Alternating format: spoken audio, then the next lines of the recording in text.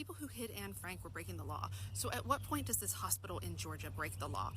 Hospital chaplain here, and I want to add some nuance to this before people start blaming bedside staff for not doing anything in this case. And I'm not saying this creator is doing that. I don't think she is. But I know some of you have this fantasy that, like, you're in a dystopian novel and you want to be the hero and you would disconnect the ventilator or whatever. It's not that simple. I want to acknowledge that, yes, it is a moral injury for staff to have to care for a patient in this condition, particularly when it is not completely in accordance with the wishes of the family. Sometimes it can be even when it is. I have not heard the family say that they wish that they could withdraw care. What I have heard them say is that they wish they had a choice and that the state took that choice away. And I don't know the family's reasons for phrasing it that way.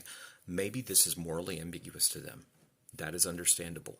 They might have a grandson that might survive, that might have some quality of life, even given all the medical information available about his condition.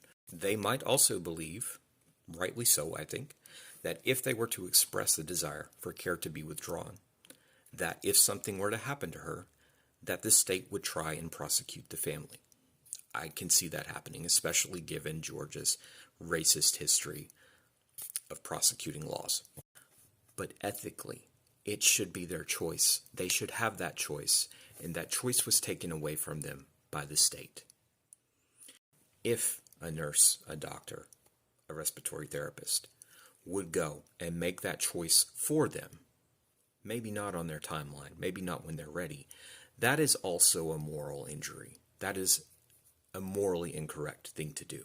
Because as awful as this situation is, the most healing thing for that family right now would be to have some agency in giving her the respect that she is due.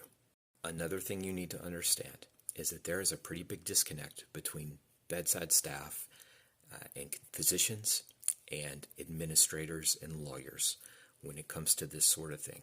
And if you go against that, then you not only risk your immediate job, you risk your license, you risk your ability to work in medicine and help anyone else. What do I think should happen? I think that the hospital should have the courage to take the state to court, to get an injunction on this law, and to be able to offer the family that choice. That is the morally correct thing to do, in my opinion. Returning agency to the family where it always should have been, to the people who know her the best, who know what decision she would have made if she had been able to make this decision. That is the correct thing to do. Apart from that, I don't think anyone can safely act on her behalf.